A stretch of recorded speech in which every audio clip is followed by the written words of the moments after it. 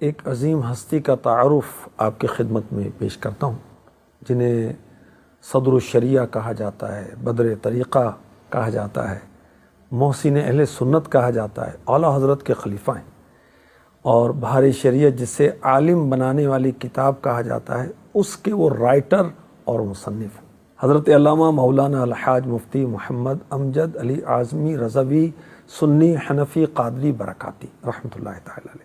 آپ کے شب و روز کس طرح گزرتے تھے یہ بھی سنیے، اللہ ہمیں بھی اپنے دین کی خدمت کے لیے اور عبادات کے لیے چست فرما دے۔ ڈیلی آپ کی کیا مصروفیت تھی؟ فجر کی نماز کے بعد اوراد و وظائف، تلاوت قرآن، پھر 1.5 گھنٹہ کم و بیش پریس کا کام کرتے، پھر دارالعلوم میں آ کر تدریس فرماتے، دوپہر کے کھانے کے بعد آپ پرماننٹ کچھ دیر پریس کا کام کرواتے، نماز ظہر کے بعد عصر تک پھر جا کر آپ تدریس فرماتے، ٹیچنگ کرتے جا کر اپنے دارالعلوم میں، عصر و مغرب تک اعلیٰ حضرت کی خدمت میں حاضر رہتے، اور مغرب کے بعد عشاء تک، اور عشاء کے بعد رات 12 بجے تک امام اہل سنت امام احمد رضا خان رحمۃ اللہ علیہ کی خدمت میں فتاویٰ لکھا کرتے تھے۔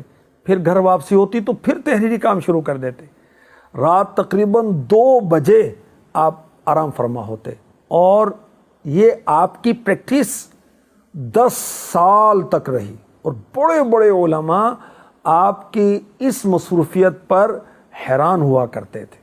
اور اعلیٰ حضرت کے بھائی مولانا رضا علی خان کہا کرتے تھے کہ مولانا امجد علی تو کام کی مشین ہے، اور ایسی مشین جو فیل نہیں ہو، مصنف بھی، مقرر بھی، فقیہ عصر حاضر بھی۔ وہ اپنے آپ میں تھا ایک ادارہ علم و حکمت کا۔ صدر الشریعہ مفتی امجد علی اعظمی رحمۃ اللہ تعالی علیہ کو یہ سعادت بھی ملی کہ اعلیٰ حضرت قرآن پاک کا ترجمہ فرماتے تھے اور آپ لکھتے جاتے تھے، اور یوں امت کو ترجمہ کنز الایمان ملا۔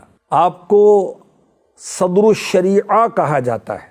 صدر الشریعہ کو یہ سعادت حاصل تھی کہ آپ اپنے مرشد کے آستانے کے با وفا تھے۔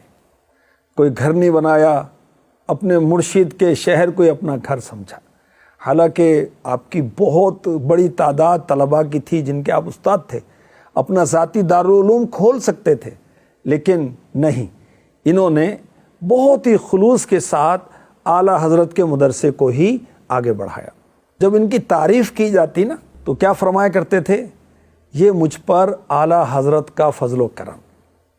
اللہ ہمیں بھی توفیق دے کہ جب کوئی خوبی ہماری بیان کرے ہم کہیں کہ یہ مرشد کا فیضان۔ اتنی عرفہ و اعلیٰ شان و شوکت کے مالک، مفتی، عالم، مدرس اور اعلیٰ حضرت کے خلیفہ، دن رات دینی کاموں میں مشغول رہنے والے، لیکن گھر کے کاموں میں ہاتھ پھٹایا کرتے تھے، گھر کا کام بھی کیا کرتے تھے، اپنے بچوں پر، شہزادوں پر بہت شفقت کرتے تھے، اپنے ہاتھوں سے اپنے بچوں کو کھلایا کرتے تھے، جماعت کا بہت اہتمام کرتے تھے، اور کبھی اذان میں تاخیر ہو جاتی تو خود ہی مسجد میں جا کر اذان دے دیا کرتے تھے۔ ماہ رمضان کے روزے شدید علالت میں بھی آپ نے ترک نہیں کیے۔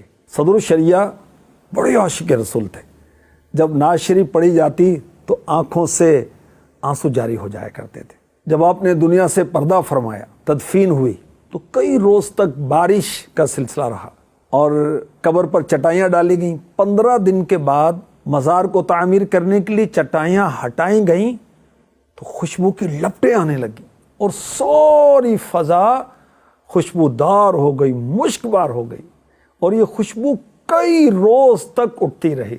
سبحان اللہ، حقیقت میں نہ کیوں اللہ کا محبوب ہو جائے، نہ کھویا عمر بھر جس نے کوئی لمحہ عبادت کا۔